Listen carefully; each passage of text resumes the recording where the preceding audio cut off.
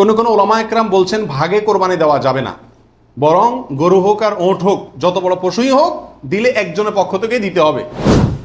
Recently কিছু কিছু স্কলারদের আলোচনা বা এতে করে লোকজন হয়তো বিভ্রান্তিতে ভোগেন কিংবা একটা ধোঁয়াশা তৈরি হয়। কেউ কেউ বলে থাকেন যে ভাগে যদি কুরবানি দেওয়া হয় 7 জনে মিলে, গরুতে বা মহিষে বা উটে, এই ভাগে কুরবানি হবে না, এটা অনেকে বলে থাকেন। সকল প্রশংসা মহান মালিক রব্বুল আলামিনের জন্য। দরুদ এবং সালাম নাজিল হোক প্রিয় নবী মুহাম্মদ মুস্তাফা সাল্লাল্লাহু আলাইহি ওয়াসাল্লাম এবং তার সকল আলো আসহাব সকলের প্রতি। আল্লাহুম্মা সাল্লি আলাইহিম আল্লাহুম্মা বারিক আলাইহিম। সম্মানিত সাথী ও বন্ধুগণ, কোরবানি আমাদের একেবারেই দোরগোড়ায় চলে এসেছে। সেজন্য কোরবানিকে সামনে রেখে আজ আমরা প্রশ্নোত্তরে কোরবানি এটা জানার চেষ্টা করব ইনশাআল্লাহ বিইذনিল্লাহ। যে কোনো আমলের আগে ইলম শিখতে হয়, জানতে হয়। আমলের আগে ইলম জরুরি। যে কোনো বিষয়ে আপনি আমল করতে চাইবেন, সেই বিষয়ে আমল করার আগে বিষয়টি সম্পর্কে যদি বিশদ ধারণা থাকে, পরিষ্কার জ্ঞান থাকে, তাহলে সেই কাজটি সুন্দর রূপে, সুচারুভাবে এবং যথাযথভাবে সম্পন্ন করা সম্ভব হয়। আর যদি না শিখেই কাজ শুরু করে দেন, না জেনেই কাজ শুরু করে দেন, তাহলে ভুল ত্রুটির কারণে সেই কাজ দ্বারায় যে ভালো ফলাফল আসার কথা, সে ফলাফল না এসে উল্টা হিতে আরো বিপরীত হওয়ার আশঙ্কা আছে। আর সেজন্যই কোরবানির মতো একটি আমল, যে আমলটি আমাদের দেশে মানুষ পরিমাণে ইসলামের যেসব কাজগুলো সবচেয়ে বেশি লোক করে সারা দেশে, তার ভিতরে একটা হলো এই কোরবানি। বেনামাজিও করে, বেরোজগারিও করে, ইসলামের অনেক কিছু না মানলে কি হয়েছে, কোরবানিটা করে। তো যেহেতু দেশের বিরাট একটা অংশ মুসলমানদের তারা কোরবানি করে, অন্য কোনোটা করুক আর না করুক, ঈদের নামাজটা পড়ে, কোরবানিটা করে। তো সেজন্য এই কোরবানিটাও যে করি আমরা, সেটাও বা কতটা বিশুদ্ধ হচ্ছে, এটা বড় প্রশ্নের বিষয়। সেজন্য আমরা জেনে নেব অল্প কথায় এই কোরবানি প্রসঙ্গে যে জিজ্ঞাসাগুলো আছে, যে প্রশ্নগুলো আছে সেগুলো। কারণ প্রশ্নের মাধ্যমে মানুষ কোনো কিছু শিখলে, সেটা সাধারণ আলোচনার মাধ্যমে শিখলে যতটা মনে থাকে তার চাইতে বেশি মনে থাকে। আল্লাহ তাআলা আমাদের সবাইকে উপকারী ইলম সবসময় গ্রহণ করার তৌফিক দান করুন। প্রিয় ভাইয়েরা, কোরবানি প্রসঙ্গে কোরআনে কারীমের একটি আয়াত আমি তেলাওয়াত করেছি। আল্লাহ সুবহানাহু ওয়া তাআলা বলেছেন, লা ইয়ানালাল্লাহা লুহুমুহা ওয়ালা দিমাউহা। তোমরা যে পশু আল্লাহকে সন্তুষ্ট করবার উদ্দেশ্যে জবাই করে থাকো, কোরবানি করে থাকো, এর গোশত, এর রক্ত কোনো কিছুই আল্লাহর কাছে পৌঁছায় না।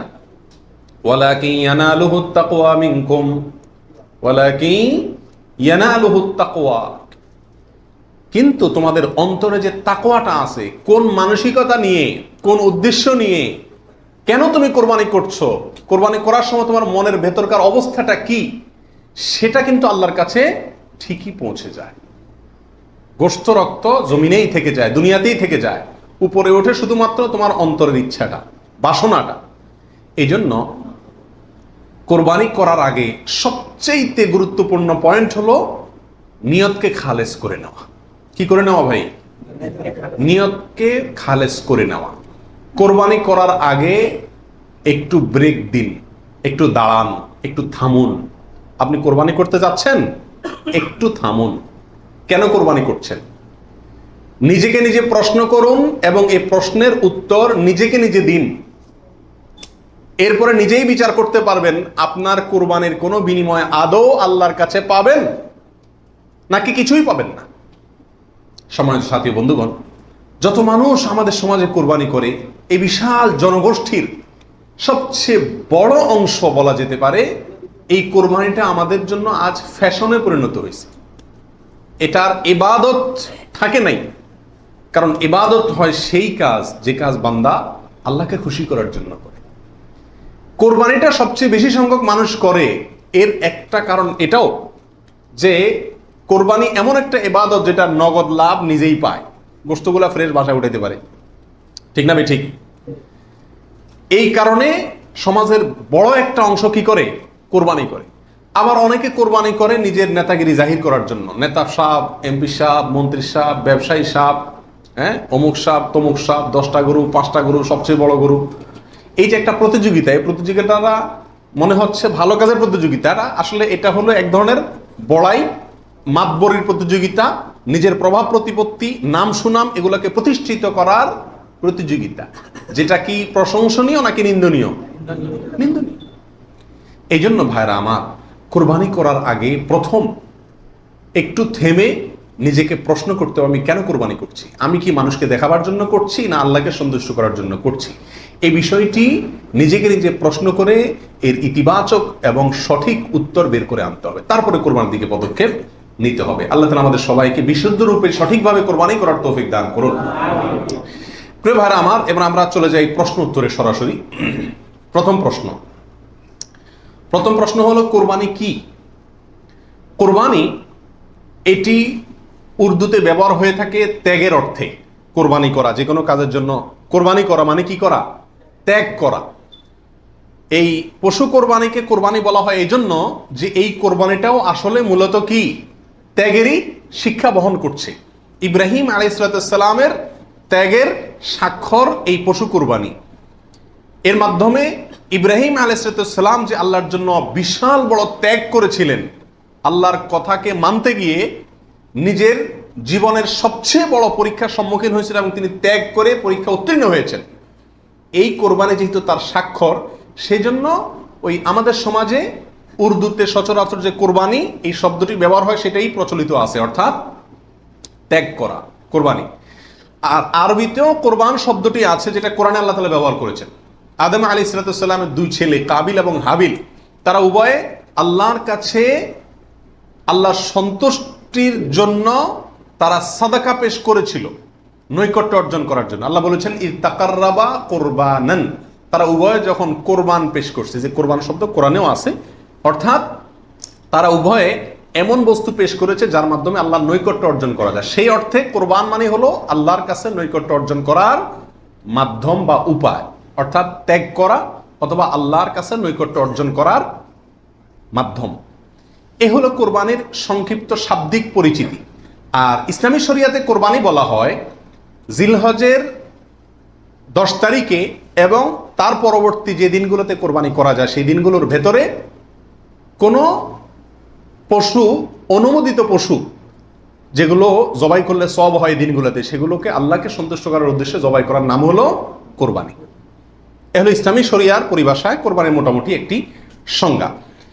দ্বিতীয় প্রশ্নে চলে যাই আমরা, কখন কিভাবে কোরবানি শুরু হয়েছিল? এই কোরবানি শুরু হয়েছিল সর্বপ্রথম ইব্রাহিম আলাইহিস সালামের মাধ্যমে। আল্লাহ সুবহানাহু ওয়া তাআলা ইব্রাহিম আলাইহিস সালামকে স্বপ্নের মাধ্যমে নির্দেশ করেছিলেন নিজের সন্তানকে জবাই করার জন্য। আর সন্তান জবাই করা, এই কঠিন নির্দেশটি আল্লাহ সুবহানাহু ওয়া তাআলা করেছেন ইব্রাহিম আলাইহিস সালামকে। তাকে আল্লাহ তাআলা যত কঠিন পরীক্ষা করেছিলেন, এত কঠিন পরীক্ষা তার আগে আর কোনো নবীর প্রতি আল্লাহর পক্ষ থেকে ছিল না। জীবনের পদে পদে পরীক্ষা। পরিবার সহ রেখে আসো মক্কায়, কেউ নাই সেখানে, কোনো আবাদি নাই, পাহাড়ি এলাকা, ছোট দুধের বাচ্চা সহকারে নিজের স্ত্রীকে রেখে চলে আসো। বাহ্যিকভাবে অযৌক্তিক নির্দেশ আল্লাহ সুবহানাহু ওয়া তাআলা, সেটাও তিনি মেনেছেন এবং পরীক্ষা পাশ করেছেন। আল্লাহ বলেছেন ওয়া ইয ইবতালা ইব্রাহিম রাব্বুহু বিকালিমাতিন ফাআতাম্মাহুন, প্রতিটা পরীক্ষা তিনি কি করেছেন? পাশ করেছেন। তো কোরবানির প্রেক্ষাপট হলো সংক্ষেপে এই, অল্প কথায়, আল্লাহ সুবহানাহু ওয়া তাআলা ইব্রাহিম আলাইহিস সালামকে তার নিজের সন্তানকে আল্লাহ সন্তুষ্টির উদ্দেশ্যে জবাই করার জন্য, কোরবানি করার জন্য নির্দেশ করেছেন। আল্লাহ সুবহানাহু ওয়া তাআলা তার সন্তানের জবাই করতে আসলে চান নাই। আল্লাহ চাইছেন তার মনের পরীক্ষা নিতে, যে আল্লাহর নির্দেশ মানতে গিয়ে তার সর্বোচ্চ ত্যাগটাও তিনি করতে পারেন কিনা। তিনি আলহামদুলিল্লাহ পরীক্ষায় পাশ করেছেন। তিনি রাজি হয়েছেন, গেছেন, ছেলেও পাশ করছে, মায়েও পাশ করছে। ছেলের মাও রাজি, ছেলেও রাজি, বাপও রাজি। তো আল্লাহ সুবহানাহু ওয়া তাআলা গোটা পরিবারেরই পরীক্ষা নিছেন বলা যেতে পারে, এবং সবাই পরীক্ষা কি করছে? পাশ করছে। জবাই করতে গেছেন, আল্লাহ সুবহানাহু ওয়া তাআলা ছেলে তো জবাই হতে দিবেন না, এটা তো ছিল একটা পরীক্ষা মাত্র। আল্লাহ সুবহানাহু ওয়া তাআলা সেখানে অন্য একটা পশু, দুম্বা বা এই জাতীয় কোনো পশু আল্লাহ সুবহানাহু ওয়া তাআলা দিয়ে দিলেন। অন্য একটা পশু ওই ছেলের জায়গা আল্লাহ তাআলা দিয়ে দিলেন। ছুরি উনি চালালেন, এরপরে দেখলেন যে ছেলে দাঁড়ায় আছে, পশু জবাই হয়েছে। এ হলো কোরবানির সূচনা। প্রথম পশু কোরবানি, আজকে আমরা যে কোরবানি করছি এর সূচনা ছিল এভাবে। কার মাধ্যমে? ইব্রাহিম আলাইহিসসালামের মাধ্যমে। সেই কোরবানি আমাদেরকে কি শিক্ষা দেয় ভাই? সেই কোরবানি আমাদেরকে শিক্ষা দেয় আল্লাহ সুবহানাহু ওয়া তাআলা যখন কোনো কাজের জন্য নির্দেশ করবেন, আল্লাহর গোলাম হিসাবে, আল্লাহর নুন খাই সেই হিসাবে নিঃশ্বাস গ্রহণ করছি, ছাড়ছি, প্রতি মুহূর্তে মুহূর্তে আল্লাহর নিয়ামতের সাগরে হাবুডুবু খাচ্ছি। আল্লাহই সৃষ্টি করেছেন, তার হাতেই জীবন মরণ সবকিছু। অতএব তার কোনো নির্দেশ, তার কোনো নিষেধ থাকলে সেটাকে মানতে গিয়ে পৃথিবীর যেই কোনো ধরনের ত্যাগের প্রয়োজন হয় সেটা করতে হবে। নিজের সন্তানকে জবাই করার মতো কঠিন নির্দেশও পালন করতে ইব্রাহিম আলাইহিস সালাম দ্বিধা করেন নাই। আল্লাহ সুবহানাহু ওয়া তাআলা ঠিকই কি করছেন, তাকে এর মাধ্যমে তিনি পাশ করেছেন এবং আল্লাহ সুবহানাহু ওয়া তাআলা তার মর্যাদা সমুন্নত করেছেন। এ হলো কোরবানির মূল শিক্ষা। আল্লাহর নির্দেশ, সেটা যত কষ্টই হোক মানতে, সেটা মানার জন্য সব ধরনের ত্যাগ করতে প্রস্তুত থাকা, এটা হলো কি ভাই? কোরবানির শিক্ষা। আর ওখান থেকেই কোরবানিটা শুরু হয়েছে। এরপরে আল্লাহ সুবহানাহু ওয়া তাআলা সেটাকে পৃথিবীর মানুষের জন্য ওই স্মৃতিকে, ওই আদর্শকে রেখে দিয়েছেন। এখন আমরা পশু কোরবানি করছি, কিন্তু এটার শুরুতে কিন্তু পশু কোরবানি ছিল না। মূলত এটা শুরুতে ছিল নিজের সকল কামনা, বাসনা, ভালোবাসা সবকিছুকে আল্লাহর নির্দেশের সামনে কি করে দেওয়া? কোরবানি করে দেওয়া। এ হলো এই কোরবানির গোড়ার ইতিহাস। এখন কোরবানির খোলসটা আছে, ভেতরেরটা আর নাই। এখন শুধু পশুই কোরবানি করি আমরা। নিজের ভেতরকার পশুত্ব, আমিত্ব, মনের খাহেশ, প্রবৃত্তি, এটাকে আর কি করি না? জবাই করি না। আল্লাহ তাআলা আমাদের সবাইকে কোরবানির আসল যে ইতিহাস সেটা থেকে শিক্ষা গ্রহণ করে এমনভাবে কোরবানি করার তৌফিক দান করুন, যেই কোরবানি প্রকৃত অর্থেই কোরবানি হয়, যেই কোরবানি আমাদের জান্নাতে যাওয়ার কারণ হয়, মাধ্যম হয়, সেইভাবে কোরবানি করার এবং কোরবানির সেই ইতিহাস থেকে আল্লাহ তাআলা আমাদেরকে শিক্ষা গ্রহণ করার তৌফিক দান করুন। 17 নম্বর প্রশ্ন হলো, ভাগে কোরবানি দেওয়া যাবে কিনা? এটা একটা গুরুত্বপূর্ণ প্রশ্ন আজকালকার যুগে। কারণ কোন কোন ওলামা একরাম বলছেন ভাগে কোরবানি দেওয়া যাবে না, বরং গরু হোক আর ওঁট হোক, যত বড় পশুই হোক, দিলে একজনের পক্ষ থেকে দিতে হবে, 7 ব্যক্তির পক্ষ থেকে যথেষ্ট হবে। এই যে কথা প্রচলিত আছে, এটাকে অনেক কোন কোন ওলামা একরাম কি করছেন? অস্বীকার করছেন। আসলে সঠিক কোনটা, এ ব্যাপারে আগেই বলেছি যে একাডেমিক আলোচনা খুব বেশি লম্বাচড়া করার ইচ্ছা নাই এবং সুযোগও নেই। শুধু সংক্ষেপে এটুকু বলবো, সব যুগেই সবচাইতে বেশি সংখ্যক ওলামাদের মতে, বলা যায় প্রায় সবার মতে, সমস্ত ওলামা একরামের মতেই বলা যেতে পারে প্রায়, গরুর ক্ষেত্রে একটা গরু 7 জন ব্যক্তির পক্ষ থেকে কি হবে? কোরবানির জন্য যথেষ্ট হবে। এক্ষেত্রে বিচ্ছিন্নভাবে যে 2-1 আলেম বলছেন যে গরু হোক আর ওঁট হোক একজন থেকে হবে, 7 জন থেকে হবে না, তাদের যুক্তিগুলা খুবই ঠুনকো এবং খুবই দুর্বল। নবী আলাইহিস সালাম যে সফরে একাধিক ব্যক্তিকে কোরবানিতে অংশগ্রহণের সুযোগ দিয়েছিলেন, তারা বলেন যে এটা সফরের জন্য নির্দিষ্ট, অথচ নবী আলাইহিস সালাম সেটা নির্দিষ্ট করেন নাই, এটা ওনারা নির্দিষ্ট করছেন। নবী আলাইহিস সালামের কোনো নির্দেশ সফরে হোক, হাজারে হোক, সফরের বাইরে হোক, যে কোনো নির্দেশ সাধারণত ব্যাপকভাবেই সবার জন্য, সব সময়ের জন্য প্রযোজ্য হয়, যদি কোরআন এবং সুন্নাহর কোনো বর্ণনা দ্বারা নবী আলাইহিস সালাম নিজে ওইটাকে নির্দিষ্ট না করে দেন। তিনি সফরে যদি কোনো নির্দেশ করেন, ওই সফরের বাইরের জন্য সেটা কার্যকর হবে কি হবে না? যদি কেউ সফরের জন্য নির্দিষ্ট করতে চায়, তাহলে তার জন্য পৃথক দলিলের প্রয়োজন। বিধায় এটাই হলো বেশিরভাগ ওলামা একরামের মত। বিচ্ছিন্নভাবে কোনো আলেমের মত থাকতে পারে, কিন্তু সে 1-2 আলেমের কথা না শুনে সংখ্যাগরিষ্ঠ ওলামা একরামের মতের উপর আমল করবেন। গরুর ক্ষেত্রে 7 জনের পক্ষ থেকে যথেষ্ট হবে। তবে একটা কথা এখানে বলতেই হবে, সেটা হলো উত্তম হলো একাকি দেওয়া, ভাগে না দিয়ে কিকে দেওয়া? একাকি দেওয়া। এক্ষেত্রে কারোর কোনো দ্বিমত নাই, একাকি দিতে পারলে সেটা সবচেয়ে বেস্ট এবং ভালো। 18 নম্বর প্রশ্ন হলো, পরিবারের সব সদস্য বা একাধিক সদস্য যদি সামর্থ্যবান হয়, তাহলে সবাই দিবে নাকি গোটা পরিবারের পক্ষ থেকে একজন দিলেই চলবে? নবী আলাইহিস সালাম থেকে এক্ষেত্রে একটা হাদিস বর্ণিত হয়েছে, যেটা একটু আগে আপনাদেরকে শুরুতে আমি শুনেছি, মুসনাদ আহমদে বর্ণিত হয়েছে এবং আরো অনেক হাদিসের কিতাবে কাছাকাছি হাদিস বর্ণিত হয়েছে। নবী আলাইহিস সালাম বলেছেন যে প্রত্যেক পরিবারের উপরে একটি কোরবানি জরুরি, প্রত্যেক পরিবারের উপরে উযহিয়াতুন, একটি কোরবানি জরুরি, আলা কুল্লি আহলি বাইতিন, এই ধরনের শব্দ তিনি ব্যবহার করেছেন, প্রত্যেক পরিবারের উপরে। এই হাদিস থেকে বোঝা যায় কোরবানি এটা এক পরিবারে একাধিক সদস্য যদি হয় সামর্থ্যবান, তথাপি যিনি মূল কর্তা তিনি দিলেন, তাহলে সবার পক্ষ থেকে হয়ে যাবে। এর বিপরীতে ওলামা ইকরামের আরেকটি মত আছে, যেটা ইমাম আবু হানিফা রাহিমাহুল্লাহর মত। সেটা হলো কোরবানি পরিবারের একাধিক সদস্য সবাই যদি সামর্থ্যবান হয় তাহলে প্রত্যেকের পক্ষ থেকে দিতে হবে। ওনার যুক্তি, উনি বলেন নবী সাল্লাল্লাহু আলাইহি ওয়াসাল্লামের ওই হাদিস, যে হাদিসে তিনি বলেছেন যার সামর্থ্য আছে আর কোরবানি দেয় না সেজন্য ঈদগাহে না আসে। এখানে যার সামর্থ্য আছে প্রত্যেক ব্যক্তিকেই শামিল করে এই নির্দেশনা। বিষয়টা গবেষণামূলক, উভয় পক্ষেরই দলিল এবং যুক্তি আছে। তো এক্ষেত্রে সতর্কতামূলক মত যদি অবলম্বন করি আমরা, তাহলে প্রত্যেকেরই যার যার সামর্থ্য আছে তার পক্ষ থেকে করা যেতে পারে, এবং করলে সমস্যা হবে এটা কারোর মতেই নাই। 19 নম্বর প্রশ্ন হলো, 7 ভাগের নিচে হলে কোনো সমস্যা আছে কিনা গরুতে। একটা গরুতে ধরেন 5 জন মিলে দিলেন, 4 জন মিলে দিলেন, 3 জন মিলে দিলেন, 6 জন মিলে দিলেন, 7-এর নিচে হলো, এটা কি যথেষ্ট হবে না কোনো সমস্যা আছে? এর উত্তর হলো কোনো সমস্যা নাই। আমাদের দেশে অনেকে মনে করেন যে গরু দিলে 7 পুরা করতে হবে, এই জন্য যখন 7-এর সংখ্যা না পায় তখন এবার খুঁজে খুঁজে অনেক মৃত মানুষকেও যোগ করে, যেভাবে হোক কি করতে হবে, 7 পুরা করতে হবে। বিষয়টা এরকম না।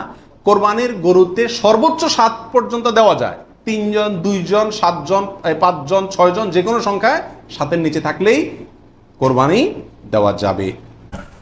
রিসেন্টলি কিছু কিছু স্কলারদের আলোচনা বা এতে করে লোকজন হয়তো বিভ্রান্তিতে ভোগেন কিংবা একটা ধোঁয়াশা তৈরি হয়, ফলে এই প্রশ্নটি করা হচ্ছে। আমরা আবহমান কাল থেকে আমাদের প্রিয় মাতৃভূমি বাংলাদেশে হয়তো ছাগল কুরবানি দিয়েছি অথবা গরু কুরবানি দিয়েছি সর্বোচ্চ 7 ভাগে। সো এটা আমাদের সবার কাছে জানা ছিল, এ নিয়ে আগে সংশয় ছিল না। ইদানিংকালে অনেকের মধ্যে এই বিষয়ে সংশয় জেগেছে। কেউ কেউ বলে থাকেন যে ভাগে যদি কুরবানি দেওয়া হয় 7 জনে মিলে, গরুতে বা মহিষে বা উটে, এই ভাগে কুরবানি হবে না, এটা অনেকে বলে থাকেন। এই কথাটি আসলে ঠিক নয়। আপনি যদি ভাগে কুরবানি দিতে চান এটি জায়েজ আছে, এবং একটি উটে বা মহিষে বা গরুতে আপনি সর্বোচ্চ 7টি ভাগে কুরবানি দিতে পারবেন ইনশাআল্লাহ। এ ব্যাপারে সহিহ মুসলিমের একটি হাদিসকে আমরা এখানে উল্লেখ করতে চাই। সাইয়েদনা জাবের রাদিয়াল্লাহু তাআলা আনহু থেকে বর্ণিত, তিনি বলেন, ক্বালা হাজাজনা মা রাসূলিল্লাহি সাল্লাল্লাহু আলাইহি ওয়াসাল্লাম, আমরা আল্লাহ রাসূল সাল্লাল্লাহু আলাইহি ওয়াসাল্লামের সাথে হজ করেছি, ফানাহারনাল বাঈরা আন সাবআ, সেখানে আমরা উট কুরবানি দিয়েছি 7 জনের পক্ষ থেকে, ওয়াল বাকারাতা আন সাবআ, আর আমরা সেখানে গরু কুরবানি দিয়েছি 7 জনের পক্ষ থেকে। খুব সুস্পষ্ট, একটি উটে ওনারা 7 জন অংশগ্রহণ করতেন, একটি গরুতে 7 জন অংশগ্রহণ করতেন। তো এই হাদিসের আলোকে অনেকে বলে থাকেন যে এটি হজের সময়, সফরের সময়, কিন্তু মুকিম অবস্থায় 7 ভাগে দেয়া যায় না। আসলে এই কথাটিও ঠিক নয়, কারণ সুনানে আবু দাউদের আরেকটি হাদিসে এসেছে যেখানে আল্লাহ রাসূল সাল্লাল্লাহু আলাইহি ওয়াসাল্লাম সুস্পষ্ট বলেছেন, সেখানে হজ বা কোনো সফরের উল্লেখ নেই। সেটা হচ্ছে জেনারেল স্টেটমেন্ট, অর্থাৎ আল বাকারাতু আন সাবআ, গরুতে সর্বোচ্চ 7 অংশ দিয়ে কুরবানি দেয়া যায়, ওয়াল জাযুরু আন সাবআ, আর উটের ক্ষেত্রেও সর্বোচ্চ 7 অংশ দিয়ে কুরবানি দেয়া যায়। তো এই হাদিস, দ্বিতীয় যে হাদিসটি উল্লেখ করলাম, এটা হচ্ছে জেনারেল স্টেটমেন্ট, সেখানে সফর মুকিম কোনো কথা বলা হয়নি। ইন জেনারেলি বলা হয়েছে যে উটে 7 ভাগ দেয়া যায়, গরুতে 7 ভাগ দেয়া যায়। সো আমরা যারা ভাগে কুরবানি দিচ্ছি 7 জন মিলে একটি গরু, আপনারা নিঃসন্দেহে সানন্দ চিত্তে নিশ্চিন্তে কুরবানি দিতে পারেন। সহিহ হাদিসের আলোকে এটি সাব্যস্ত, এতে কোনো সমস্যা নেই ইনশাল্লাহ। তবে ভাগে কুরবানিতে কিংবা যৌথ কুরবানিতে কয়েকটি বিষয় আমাদেরকে খেয়াল রাখতে হবে। নাম্বার 1 হচ্ছে নিয়ত। আপনাদের ইন্টেনশনটা ক্লিয়ার হতে হবে।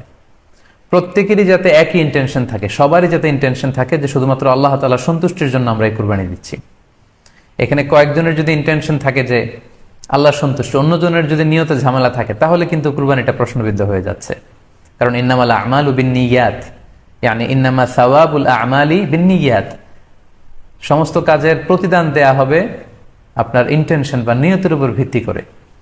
সো এজন্য যারা খুব বেশি মুখলেস, খুব বেশি মুত্তাকি, তারা অনেক সময় যৌথ কুরবানি দিতে চান না।